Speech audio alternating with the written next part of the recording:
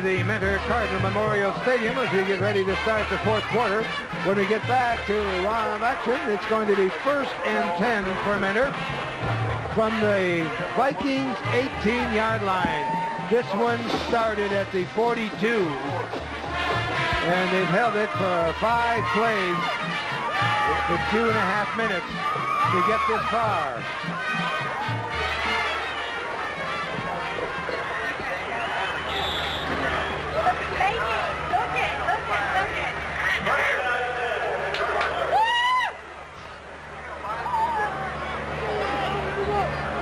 There we go. They're throwing again. He's going for the end zone. Touchdown. What a catch by Pastore. A great catch. What about the cover man, though? Before the play, Bolden was telling Pastore to come on. I don't know if you guys saw that. He was saying, come on, I got you, I got you. And they've been throwing so many hitches to him, those quick hitches, then they finally went up top on him. He had the coverage on him. He just didn't go up and get the ball. That was Tom McGinty, the quarterback, who was defending on that. And you can't play it any better than that, Arlen. No, that was good coverage by Bolden. I mean, he just got out-jumped for the ball, basically. Good coverage.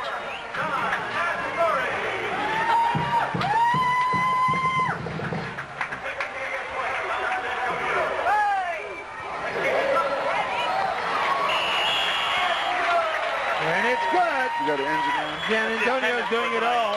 John Pastore is only 5'7", and he went up and brought it down. Watch this here. Worth a look again. Of course, it's the same rollout pattern. Ronaldo going out to block. Antonio spots it, fires it up, and let's just watch this pass play. That can't be any better. No, that was good coverage. Good coverage, incredible catch on the play. Look at him go up for the ball, and the strength in the hands in Pastore to come down. We just mentioned what a good athlete he was, having a good ball game. He proved that on another play right there. I thought that was McGinty, but apparently that was Bolden on the defense. Bolden, exactly, yes. Again, I can't stress how hard it is to roll to your left and throw with your right arm. That's a tough pass. Gentry is down now at the 10, but let's look at that again, just to see what a great throw and a great catch and great defense this was. All around good play. This is the way it's diagrammed for you. Look at that. Yep, Bolden was there, he just couldn't get it. And you have to give the line some credit on a play like that, because the quarterback had plenty of time to try to get Pastore over this way as number 1. He's concentrating on the ball game. Sure we'll watch the action. You stay in there. A great catch, young man. Let me tell you, Harlan, you played down at Cincinnati, Princeton, and you've gone against some great teams in that area, and there are some. But it doesn't get much better than this. No, it doesn't. This is an excellent football game. Hopefully we can see if Joes can get a score in there tonight and make it even tighter game. I like to see those tight games. Coach Kirschbaum is a little upset about what's going on here. You're winning 14-0, Dick. That's an intense coach for you. Number 34 we're going to look at is Mark Genter, a 6'1", 181-pound sophomore who is being helped off the field. It looks like it's very left ankle, or it could be a knee. Doesn't want to put any weight on. Well, now he's getting a little bit of weight. But he and Terry McLean are both sophomores. The scoring drive, again, they play a lot of ball control. 2 minutes and 39 seconds. The last one was almost 6 minutes. 58 yards. 6 plays on the arm of Antonio. 11:54. It ain't over. Come on now. There's the coach when you're 14 ahead and it ain't over, and you know what? He's right. That's right. He's right. I'm going home. He's tired. I've seen enough. 14 points is enough for me. So kicking off for the Cardinals will be Antonio, and the receivers for Villangelo will be Arlen Henson, Lavelle Bolden, and Gerard Jones. Bolden had a nice return on the last one. Let's see what he does on this one. Yes, he gets that good speed. Whoa, to be deep. All right, this is Bolden, and he gets out to about the 18, and he runs right into the Lux Derek Stetter, along with Ryan Manalo. So Joes has got to get a sustained drive and get some movement down here, and they've got to be more successful via the air. That's all the time that remains. Boy, they got to cool off. That's got to be ice towels because it is very humid down there and a lot of exertion. And a flag is thrown. A free play for the Vikings. And it's a completion. And it's a first down. I think it might be against this one in was Kevin Marn. This one might be against the Vikings. Illegal motion. Yeah, you're right. We didn't blow the whistle and stop play. I thought it'd be against the defense. Another They finally get their snake completed bite. pass. The one they were looking for to get the offense on track a little bit. Official now is going to make the call. Well, Illegal motion, offense, repeat first down. so it'll be a 1st and 15, and there's John Story and his staff. They can't be too happy about this. They've hurt themselves, and that is now 7 penalties, 3 15-yarders, and 4 5-yarders. Joe's is definitely beating themselves tonight. You sure are. Penalties have really hurt them. 3 wideouts on the far side. McGinney's got some running room. One good move. Another one. Slips another tackle. Gets a first down as he crosses the 30. Great run. And about 7 or 8 yards was strictly on his own. Nice runner in there, Tom McGinney. The outside, they're trying to get the passing game. They had 15 yards to go. It gave him a lot of credit. Let's look at it again. He almost lost the ball. He picked it up from the shoe tops going around left side. Hey, I'm alone here. But look at the move here. 1, 2, Broke a 3, 4, Oh, look at that. Yeah. 5, and then gets down when he's stripped out. Great job. Good job of running by the senior at 5'8", 166 McGinney, who wants to throw. He thinks he can run again. He gets to about the 31, which is the original line of scrimmage. And Chris Luma, along with Brian Boyle, we're down. We're bringing him down. You stay with us at the end of the game, gang. We're going to be bringing you the offense and defensive player of the game, and they will be presented at with a great plaque from our 3 underwriters, the Cleveland Browns, the Pepsi-Cola Bottling Company, and East Ohio Gas, and will be given to them at their athletic banquet at the end of the season. So we'll see who the offense and defensive players of this game are. That could be one of them, Tom McGinty.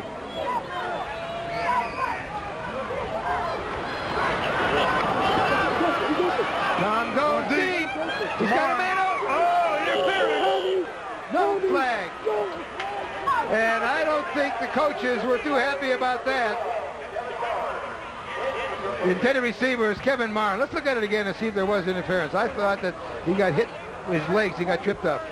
Well, Kevin Marn is about 6'4". He's on the outside. Now, Tommy McGinney, 5'8", is going out. They always roll him out so he can see where he's going.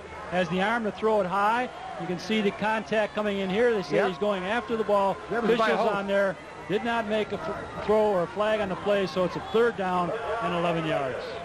Yep, 3rd and 11 with just inside 10 minutes remaining in the game. 14-0 with Mentor Gutman enjoying that lead. Brought down hard.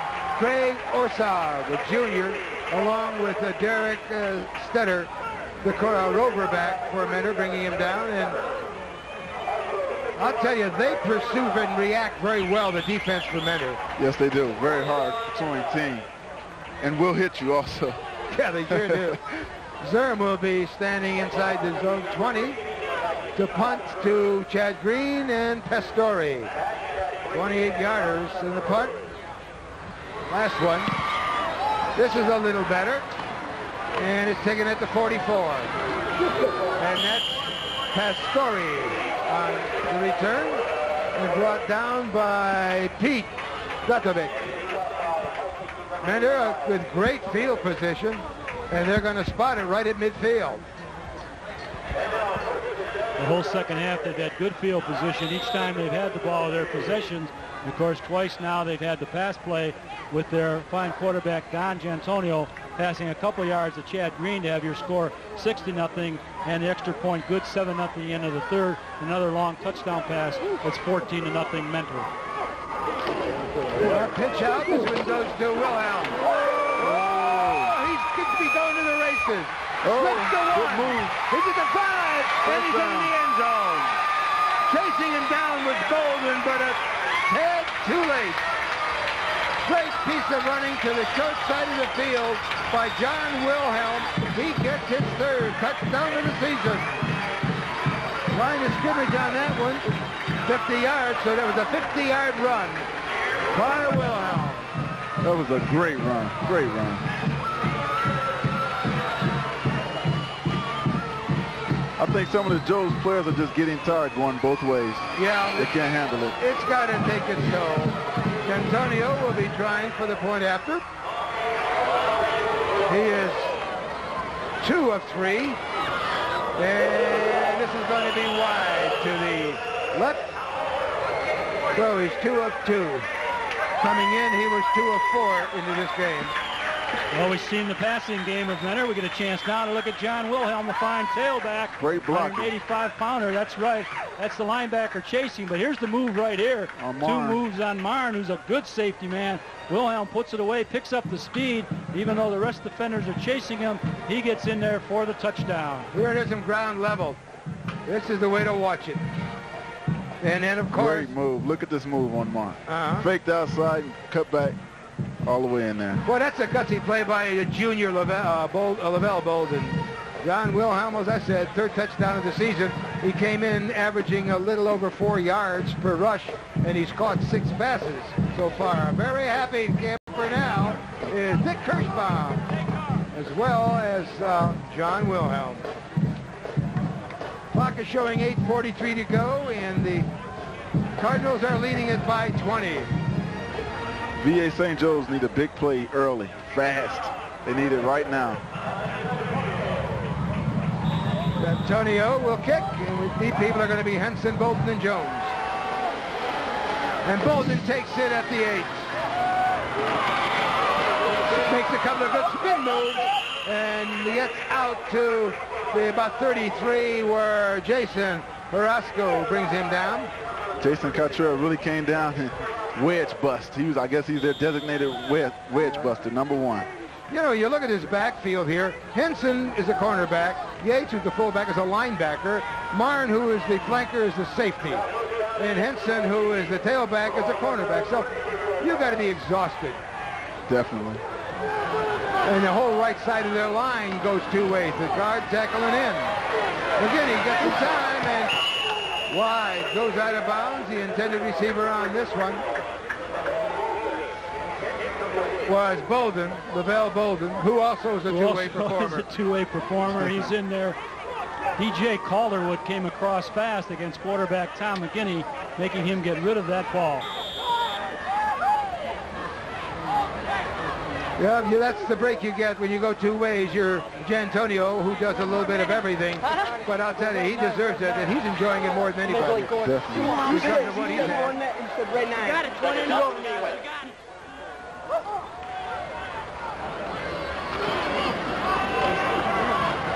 Open man, completion, great catch by Kevin Marn, and he's a big target at 6'4". And what a hit, though, on Marn by Chris Wilson.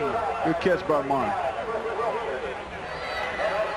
McGinney staying in there. The quarter this time it's just a short roll out. A good block in there by his fullback. He steps up. Nice mechanics on the play. Remember, Marn is 6'4". He can go up high for it. He comes down with that ball. The 6'4" senior comes down with it. They have their completion, and they have their first down. That's good concentration by Marn also. He knew he was going to get hit, and he held on to the ball.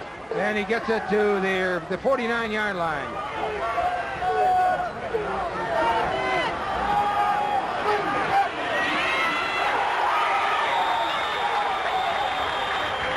Yates got beat on Chris Luamo, who is the nose guard, got past Steve Yates and got right to McGinney and dropped for a loss of about 9 yards. They're going to spot it on the 40. Chris Luma, the junior, at 6 foot 205. Quite a baseball player, they tell me, as well. Set 7 solos and 6 assists and 1 fumble recovery in 2 games, the first 2 games. I tell you, he's around the ball a lot. Sure is. 7 minutes remaining in the game. 20-0 score. Mentor with the lead. The Vikings with the ball. Caught by the arm and wrestled down was Steve Yates, I think, on the ball. Yes, Stephen Yates, the fullback, and Craig Orsag. And Chris Luama there on the stop. Defensively, Mentor is going pretty much to their four-man front. They have four there. They have four linebackers that are spread out, and they're able to go to the three deep now. They're going back a little further back into their zone, taking it away from quarterback Tom McGinty. 2nd and 16 for the Vikings.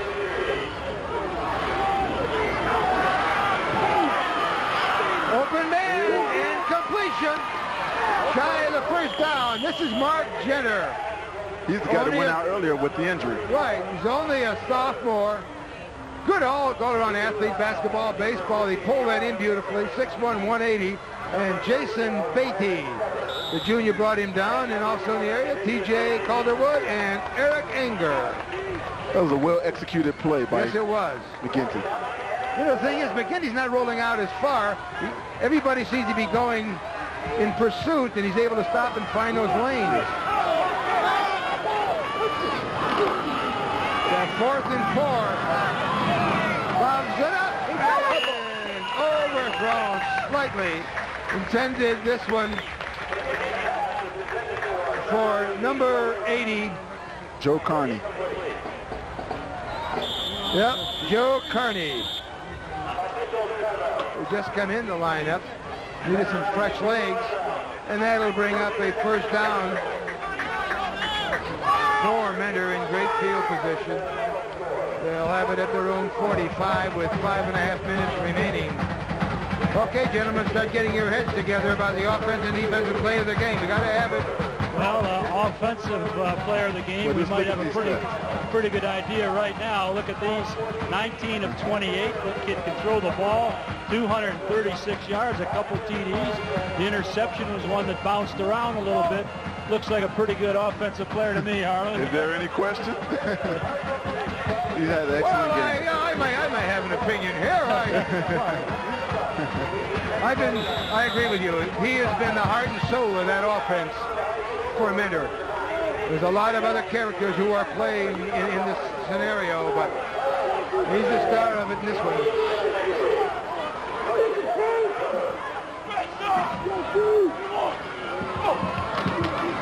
And give it to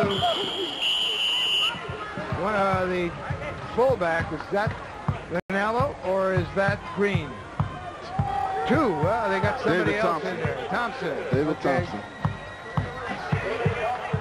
A lot of different ball players coming in now. They had Thompson into that time carrying the ball.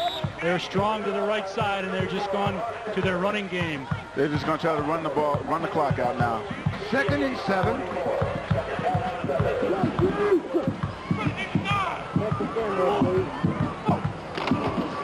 That's Thompson again, and he gets across midfield stripe where Mark Jenner is on the stop, the sophomore, and Mike Flint, number 51, who's in the lineup now for Joe. Dave Thompson, a junior, 5'11", 180 pounds. Jeremy Beatty, one of the two sets of twins, is in the lineup. It's split in for the Cardinals, replacing Bob Farley. It's nice to have this kind of a score and this kind of time on the clock and get some of the other young ball players some experience.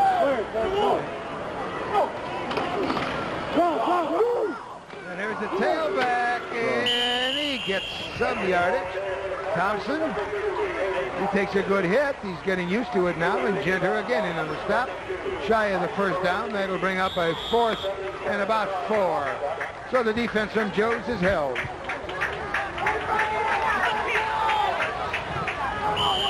We've got a timeout on the field, and it's been called by Mentor. And that's their last timeout. That is their last timeout, with the clock showing 3:51 remaining in the game. Mentor with a very commanding lead to 20-0.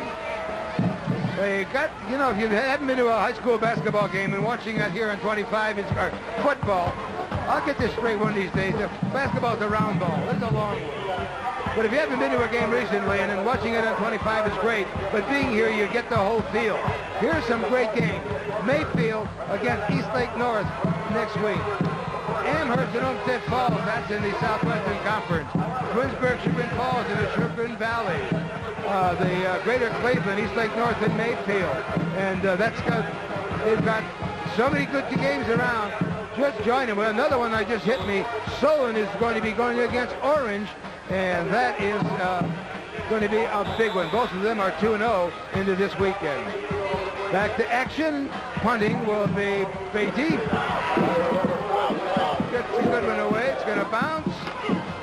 Whoa, watch out, watch out. The team's got it. I think Bowden got it back. I think so, too. No. Oh, no, he didn't. No. Host got it back. Brian Host.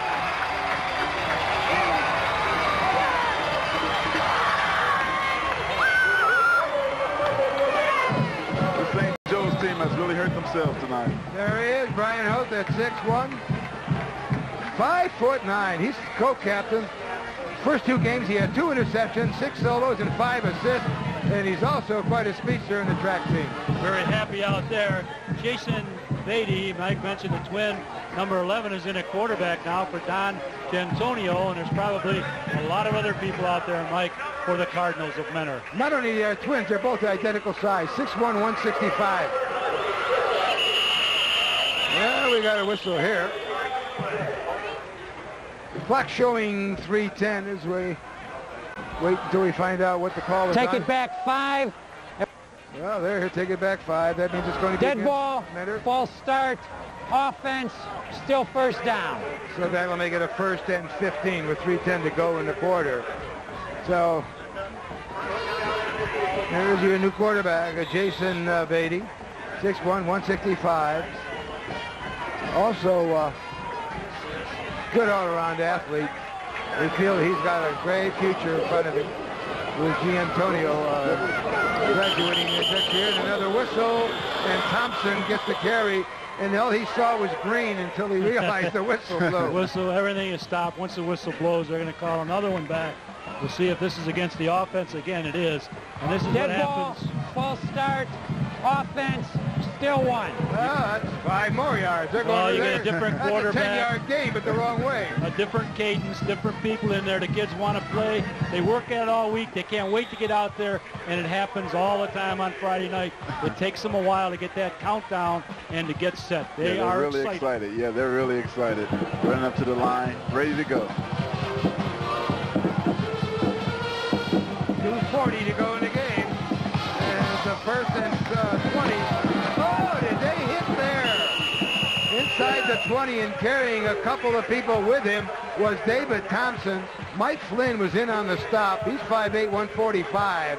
And Thompson really hit him. So it's a pickup of 5, so it'll be a 2nd and 15, 2:18 to go in the game. And time is running out for the Vikings.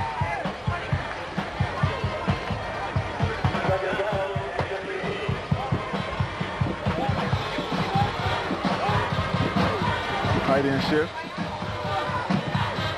Yeah, they're unbalanced strong to the left, and a flag. Thompson is forced out of bounds. One of the things about Coach Kirschbaum, Harlan, you wouldn't know this, for a number of three years or so, he ran an unbalanced line all the time. All the time. I saw it out there a couple of times. D'Antonio kept rolling out to the unbalanced line and so he could have more time to get the ball off. Don't do that unless you run it by the guy. No, it's my fault. Just tell me. I mean, I like to know what the... I guess there's a... And they're calling about next week's game, apparently. And if they can not know what they're going on over there, I'm not concerned about calling this a basketball game anymore. Well, here's the official, the only one right now that knows what the call is. Formation, offense, repeat 2nd down. The man in the white hat is always right, and he always knows exactly what's going on out on that field. Always right? If he wears the white hat, he's always right. I think they had too many guys up on the line of scrimmage that time. Well, they're in a safe situation now. 2nd and 18. This goes to Thompson. He's had every carry since he's come in the game. He's a hard runner also. Flynn and Genter, they're on the stop. That's 5 carries now for Thompson. Thompson has a total right now on 5 carries to 15. Yeah, a lot of happy people on that bench. They are now 3-0 as they go into the Greater Cleveland Conference play. And this is going to go a long way in getting the playoff points. Pitch out. This one is to number 32. That's Ryan Green. That's Chad's brother. Running with that ball. The Menor Cardinals next week, they go up against Bedford Ball Club. And Villa Angela St. Joe's, they have to go against Akron Hoban, who is one of the better teams in the Akron area this year. So they have their work cut out for them again next week. Well, you folks out there saw scoreboard, but they were coming into this weekend 2-0. 30 seconds remaining in the game. I hope you've enjoyed our coverage. We've enjoyed bringing it to you, and this is Green again. And he gets to about the 10-yard line. And John Amato, who's in for Tony Lawrence at the left tackle, brought him down. And time will run out. No more plays, and that ends the game with the Cardinals of Menor going to 3-0 with a 20-0 record. Well, that second unit in offense did a fine job for Menor. It took them a couple plays where they had the penalties, 2 5-yards in a row, and then they got on track, and they could see the 11th grader, David Thompson, can do a fine job in running, as well as Ryan Green, the fullback. So they got a few things pulled together, Harlan, on their offense. Yeah, Menor looked excellent tonight. Just get this play off, and that ends the game. Menor coming out on top. And the fans right below us are very, very happy. The offensive player of the game is going to be their quarterback, number 15, Don Gentonio, who was 6'3", 205 pounds, a fine-looking young man, as you can see, 3-year starter. His stats for tonight, 19 of 28, 236 yards, 2 TDs, and 1 interception. Our congratulations to Don Gentonio as our offensive player of the game. If he plays like this every week, they'll win every week. Well, excellent ball player, and he did it again tonight. The defensive player is from Villa Angela St. Joseph. He's a safety. He's number 12. He's in that crowd. Kevin Marn. He had 5 solos, 3 assists, 2 passes, defense, and a TD.